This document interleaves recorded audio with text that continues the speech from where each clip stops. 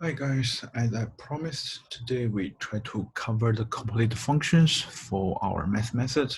It's pretty important because for every year, since I think from 2017 until 2019, so every time you examine one question, there will be 4 marks according to or related to complete function. So that's why it's important, and sometimes some students feel it's a bit hard to understand. Let's figure it out and see if I can explain this one to you guys clearly. So first, what is complete function?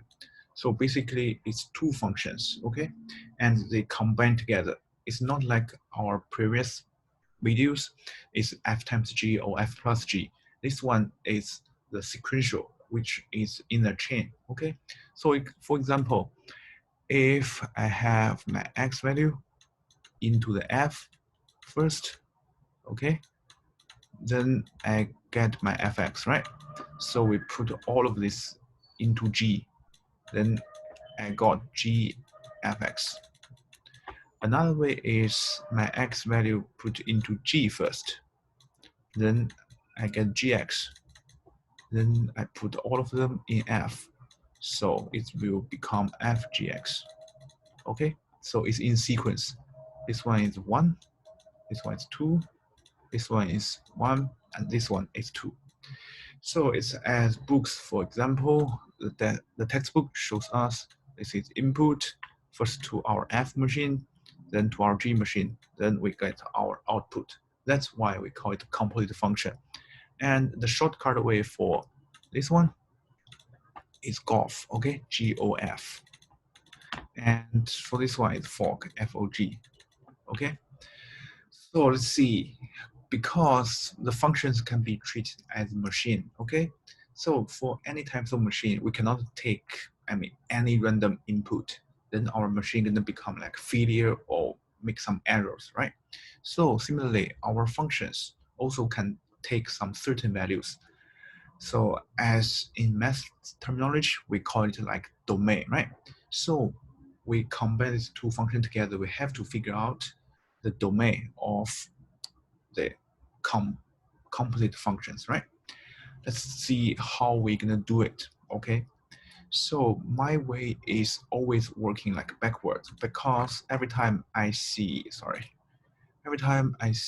one and like this one, it's a bit confusing.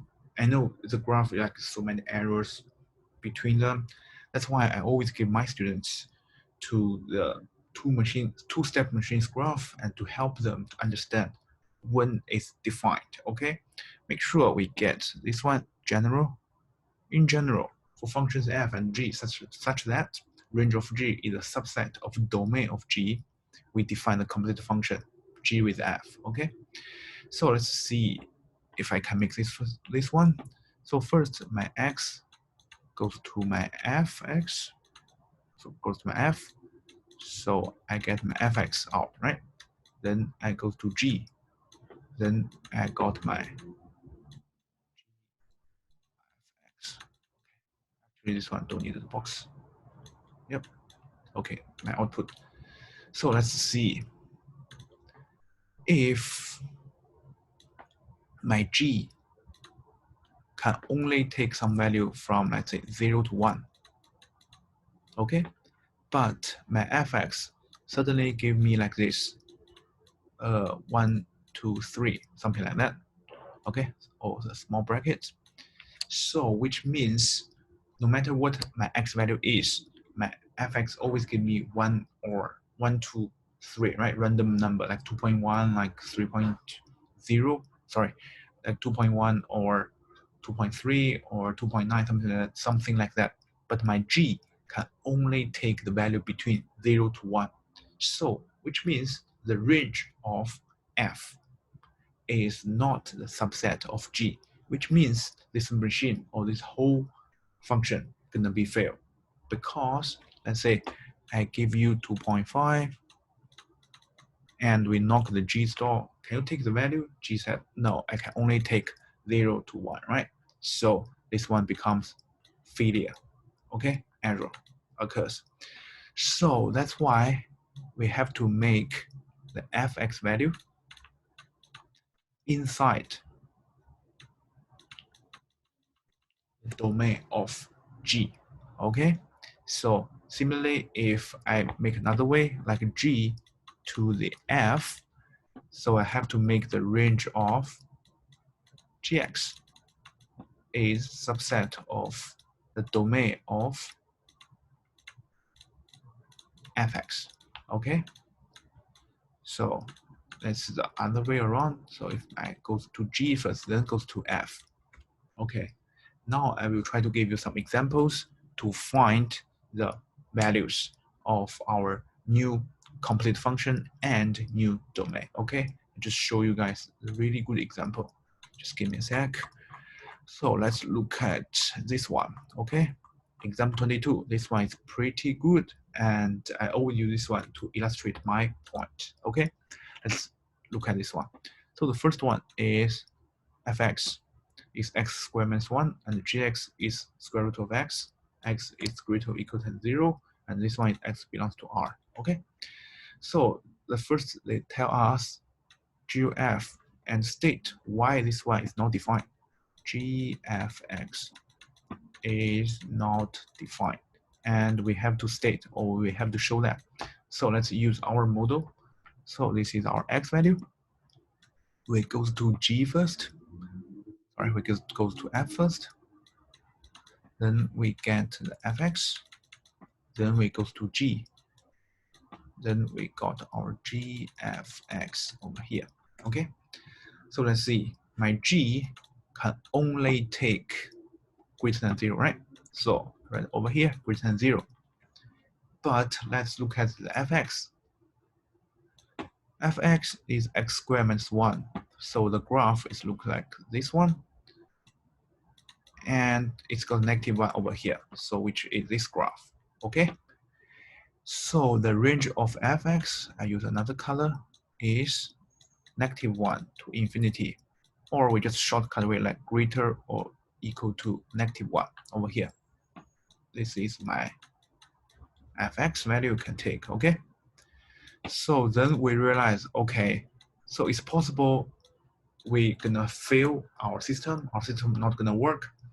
Sometimes if my fx gives 3, then my 3 can be into G because 3 is greater than 0.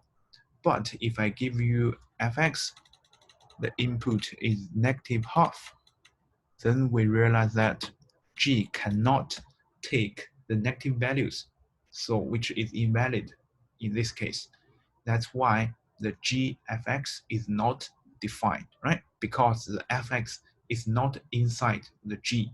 So in other words, the fx range, which is greater or equal to negative 1, is not the subset of the GX domain because the whole fx gonna be entered into our x position, okay?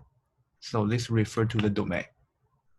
If we write like one sentence, it's just like range of f, the reason is over here, negative 1 to infinity, is not a subset of domain of G, okay? And this one is 0 to infinity.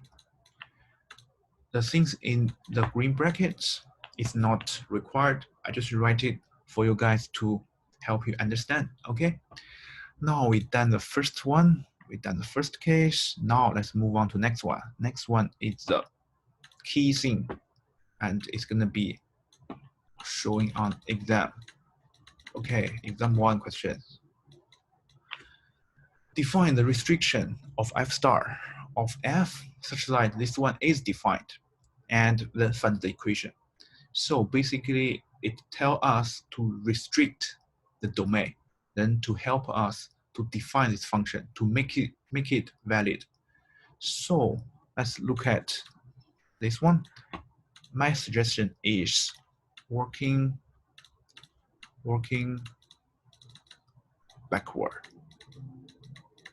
Okay, working backwards. So I will explain the meaning.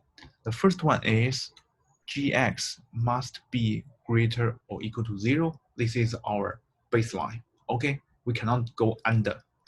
Then my fx, the maximum value or maximum values for fx must be greater or equal to 0. Otherwise, this whole chain is not gonna working, right?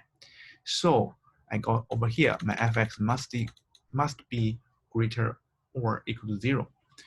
Then I go back to find my x values. So my fx is greater than or equal to 0. Then it becomes x squared minus 1.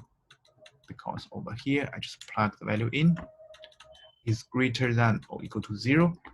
So it's just like x plus 1 and x minus 1 is greater to or equal to 0. It's greater than or equal to 0. So if we solve these equations and by helping use the graph, we can know for this part and this part is greater than or equal to 0. So my x is greater than or equal to 1, or my x is less than or equal to -1. So this is our new domain. Okay, pretty straightforward. Let's working backwards again. So fx or my gx domain must be greater than or equal to 0. So same thing apply to my fx. So my fx must be from R positive union 0. Okay, so then I plug the value or plug the equation x squared minus 1 into this inequality. Then I solve it, I get my x values. Okay, my x is greater than 1 or my x less than or equal to -1. So this is our new domain. Our original one for fx is actually belong to R, but x cannot really take any values. X can only take these certain values to make this whole thing work. Okay, if we do the checking, we can working forward way. So if my x value is greater than or equal to 1, or my x is less than or equal to -1, so I can get my fx value is greater than or equal to 0. Then any values for fx, I can now give to gx. So then my gx can give us the output. Everything start work. Okay, everything start to work. So now this is the way how we get the complete functions domain. Okay, this is pretty tricky, but for the gfx, it's pretty straightforward. I just plug the whole thing in.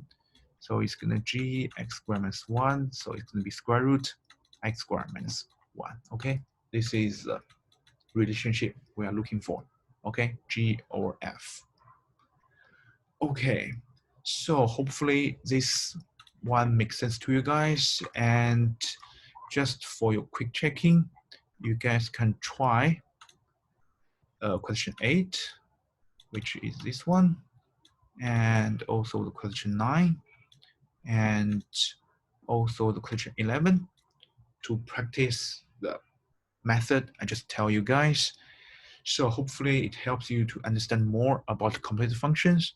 And for next videos, I'm gonna make 2 final exam questions to help you to practice the completed functions, and I will practice my strategies to emphasize my points again in next video.